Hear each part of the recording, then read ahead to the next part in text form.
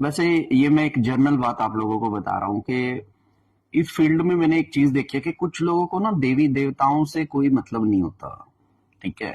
कुछ लोग जो मेरे पास आते हैं वो कहते हैं कि हमारे पितर ही हम पे आके खेलने लग जाए, हमारे पितर ही हमारे सारे काम बनवा दे, मेरा दादा मुझ में आकर खेल ले, मेरा दादा घर के सारे काम बनवा दे।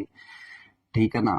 तो कुछ लोगों को भगवान से मतलब होता ही नहीं है। उन्हें लगता है कि हमारे जो घर के बुजुर्ग लोग चले गए हैं वो हमारे शरीर पर खेल कर आए, हमारे घर में चल क्या रहे हैं वो बताएं, हमारे घर में कोई बीमारी आ रही है तो वो उसे रोकें, हमारे घर में पैसे की कोई दिक्कत आ रही है तो वो उसे दूर करें। ठीक है ना। और ईश्वर से उन लोगों को कोई मतलब नहीं है। वो स्थान दे देंगे, मरने के बाद अपने घर में ही स्थान दे देते हैं, एक जगह बना देंगे ईंटों की इस तरह से, बीच में एक दिया लगा देंगे, 3 टाइम का भोग जो है वो रखना शुरू कर देंगे। ठीक है ना। अब आपको एक चीज बता दूं कि जो लोग भी इस तरह से चलते हैं, जो कहते हैं कि हमारे घर में मतलब हमारे दादा आकर हमारे शरीर पर खेलने लग जाए, पहली बात तो ये होती है कि हमारे जो मृत्यु के बाद जो समय होता है ना वो प्रेत योनि का होता ही होता है। कुछ समय के लिए सब प्रेत बनते हैं। इवन मैं भी मरूंगा तो एक बार में प्रेत तो मैं भी बनूंगा। ठीक है।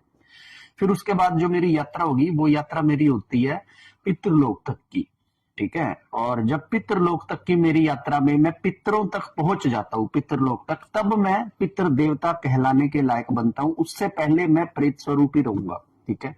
अब बहुत सारे लोगों का ये होता है कि भाई हमारे घर में तो ये चला गया है, ठीक है ना, तो हमारे घर में एक पितर है, हमारे घर में 2 पितर हैं, और ये एक दो पितर का चुनाव कैसे किया होता है कि जैसे मान लो कोई एक्सीडेंट में मर गया तो ये लोग उसको पितर मान के अपने घर में स्थापित कर लेंगे। जैसे कोई मान लो किसी बीमारी से या किसी वजह से उम्र से पहले ही मर गया तो ये लोग उसको पितर मान लेंगे कि हमारे 2 पितर लगते हैं। अच्छा, फिर ये क्या करेंगे, उनको गति देने की बजाय ये अपने घर के अंदर ही उन्हें स्थान दे देंगे और उनसे कहेंगे कि तुम जब तक हो हमारे काम बनवाओ। ठीक है। मैक्सिमम ऐसे केसेस के अंदर कुछ ही सालों के अंदर व्यक्ति ऐसी बर्बादी को देखता है कि उन्हें फिर कोई रास्ता नहीं मिलता कि हमें बचाने के लिए कोई आए तो आए कहां से।